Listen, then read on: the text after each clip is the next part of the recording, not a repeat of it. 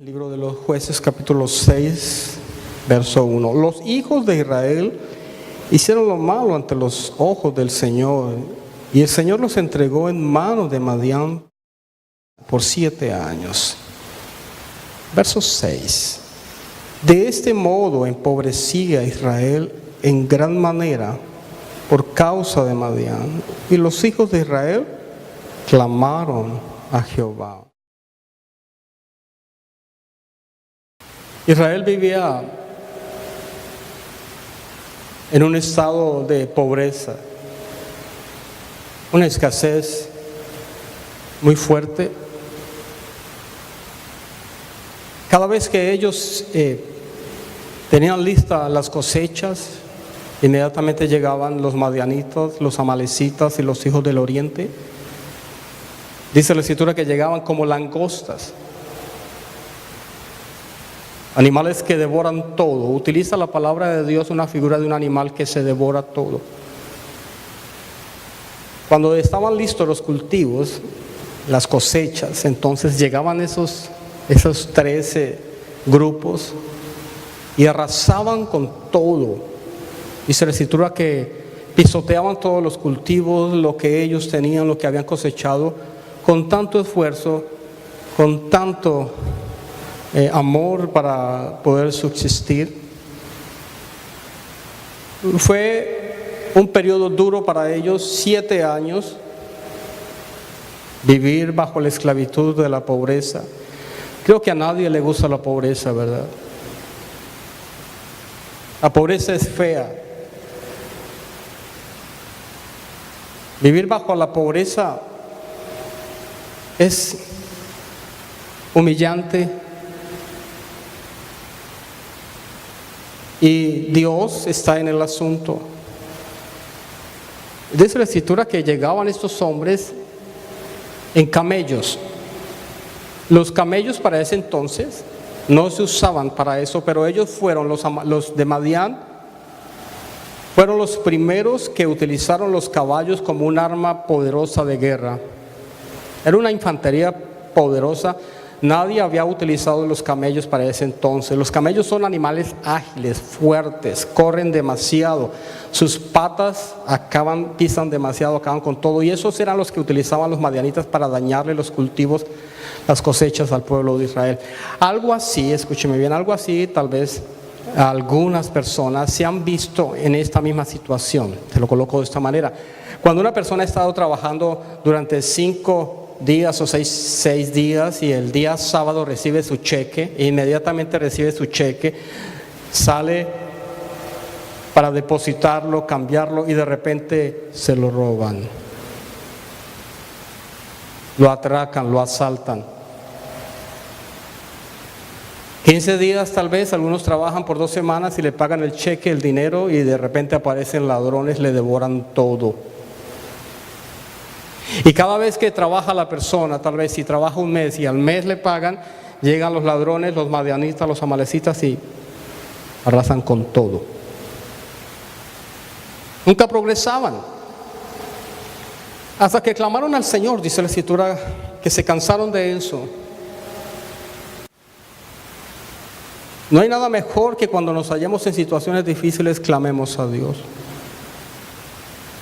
Pero es interesante que las personas están sufriendo hoy en día, pasan dolores fuertes, humillantes, tareas difíciles, el dinero no les alcanza, el dinero les llega y Madián se lo desaparece pagando deudas, pagando los recibos o lo que le deben al seguro médico. Se lo devora en un momento.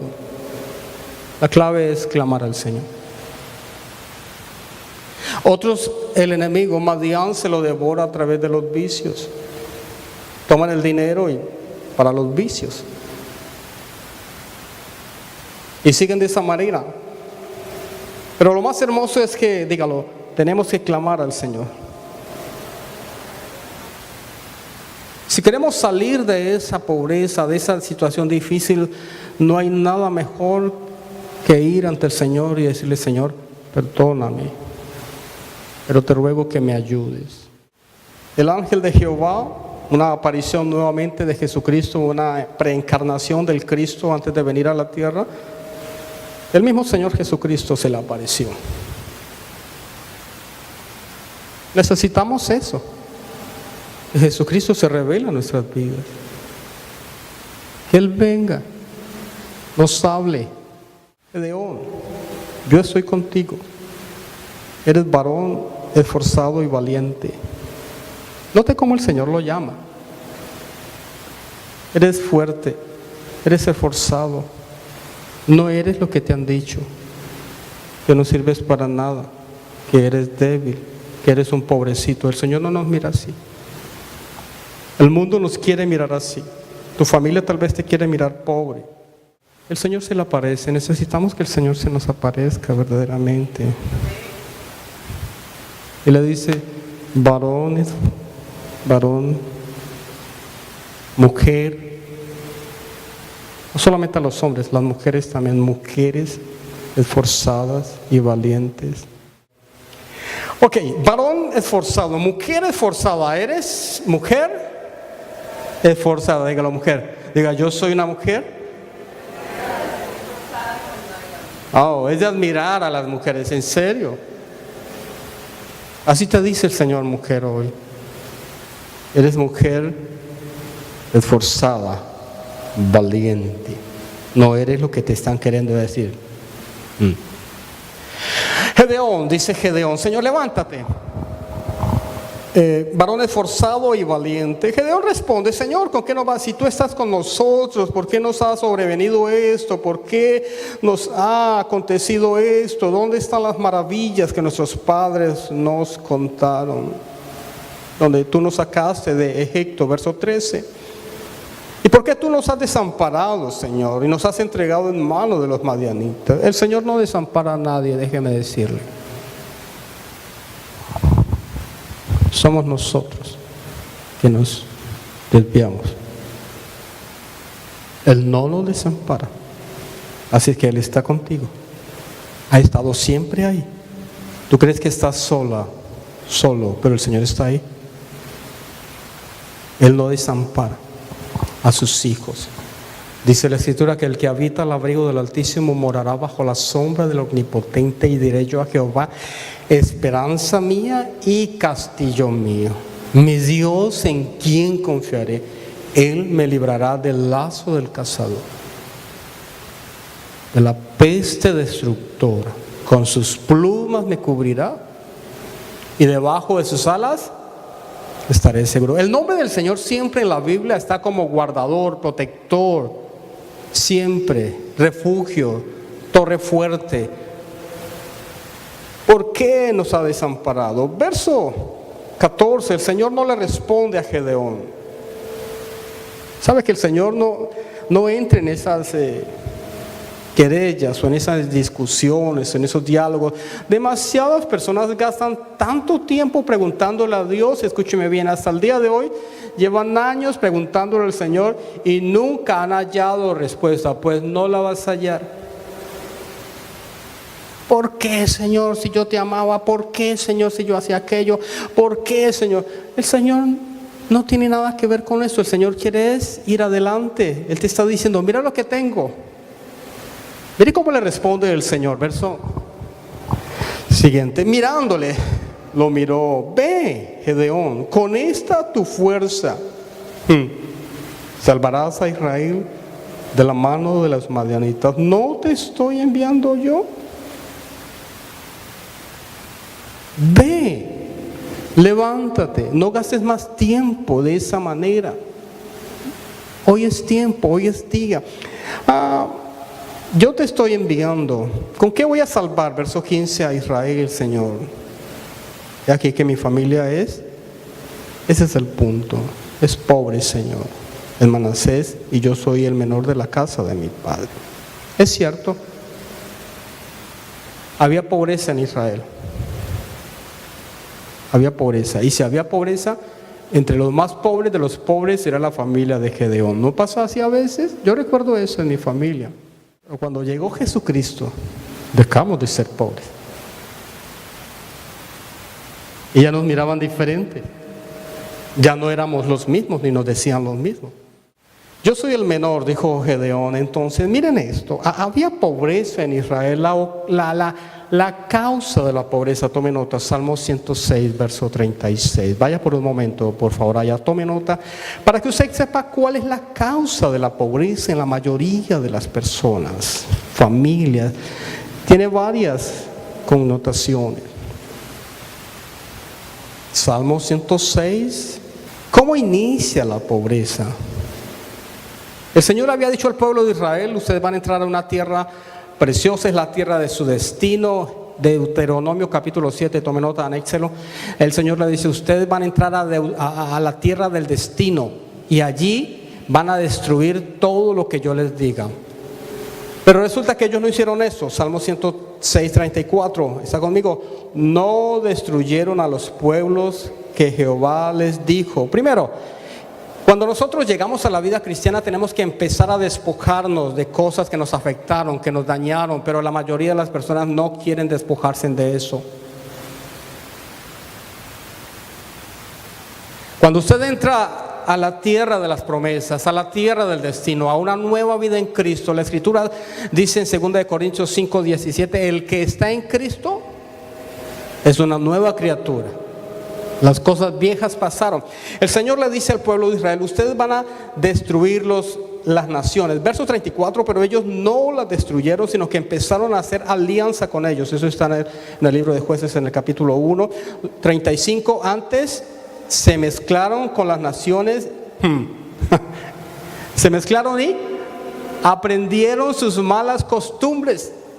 Como creyentes, como cristianos, aquellos que hemos abrazado la verdad, nosotros tenemos que ser luz, tenemos que ser un ejemplo, tenemos que desligarnos, romper con eso, no sigas más con eso. Entonces ya podemos entender dónde viene la causa de la pobreza. Cuando no obedecemos lo que el Señor nos dice, está en nosotros desligarnos, romper eso. Y por el contrario, entonces ellos empezaron a mezclar. Cuando alguien acepta a Jesucristo, escúcheme bien, ya no va más con las cosas de la carne, los deleites de los ojos, con el mundo, con todo eso que se ve afuera, que las fiestas, y seguir por ahí llevándole la idea a algunos para que no se enojen con usted. Nada de eso. Tenemos que hacer esa separación, no tenemos que mezclarnos, por favor. Y eso no es fanatismo, eso es obedecer lo que el Señor dice en su palabra. ¿Estamos, iglesia? Estamos hablando de santificación. Entonces, si estamos santificando, entonces tenemos que empezar a separarnos, limpiarnos de eso, no mezclarnos. Jesucristo dice que no se puede vertir vino en odres viejos, sino en odres nuevos. Que tampoco se le puede poner un vestido, escucha, a un vestido nuevo, un pedazo de tela vieja, que a un vestido nuevo no se le hace eso. Entonces, cuando nosotros aceptamos a Cristo, el Señor va a vertir todo su aceite sobre nosotros. ¿Estamos? Se mezclaron, verso 36. Esta es tremenda. Y sirvieron sirvieron a sus ídolos. Y los ídolos, iglesia, ya usted que me está escuchando y viendo, y a todos aquellos, los ídolos fueron la causa de su ruina. Como cristianos nosotros ya no tenemos ídolos, pero ¿cuántos tienen ídolos? Idolatran su trabajo, idolatran lo que hacen y van detrás de eso. Aún en días de asistencia a las iglesias o a la clase, a la escuela donde tienen que ir a las clases espirituales de la Biblia, entonces dice la Escritura, sirvieron a sus ídolos, empezaron a servirles. Y ya vamos para allá, vamos a conectar todo esto que es hermoso. Estamos viendo el periodo de lo que sucedió en el tiempo de Gedeón. Verso 37, y lo que hicieron, creo que es la cuarta cosa: sacrificaron a sus hijos, a sus hijas. Qué terrible. Sacrificaron sus hijos y sus hijas a los demonios. No tenemos ídolos, pero cuando descuidamos nuestros hijos, se los estamos entregando, se los estamos dejando para que el enemigo venga y les llene la mente, los pensamientos. con cosas que no convienen. El pueblo de Israel empezó a sacrificar a sus hijos, les sacrificaban el primogénito. Cuando tenían problemas en la casa, cuando la cosecha no estaba bien, cuando había demasiado calor, cuando no llovía, entonces ellos a Baal, vaya tomando nota de esto, Baal, escríbalo, Baal. Entonces, para aplacar la ira de Baal, había que sacrificarle el primogénito, pobre primogénito en cada casa. Yo creo que nadie quería ser el primogénito. Se lo sacrificaban para aplacar la ira de Baal, pero Baal no hacía nada porque era un engaño y una mentira. Salmo 16, verso 4. ¿Está conmigo? Aparte, léalo conmigo. Se multiplicarán los dolores a aquellos que sirven diligentemente a otros dioses. Jesucristo dijo esto: no podéis servir a Dios y a las riquezas. A Dios, en el griego, mamón. No podéis servir a esos dos dioses. Tendréis que servir a Dios. El Señor no acepta eso. Cuando se va en pos de todo eso, dice la Escritura, el servirle a esa clase de dioses estará trayendo dolor para muchos. Yo creo que es una buena reflexión para nosotros. Cuidar nuestros hijos, nuestra familia, que tanto tiempo le estamos invirtiendo. Creo que hoy en día muchos hogares se han acabado, han tenido problemas porque el padre de familia está fuera de la casa o la madre ha estado afuera y llega tarde o a altas horas de la noche.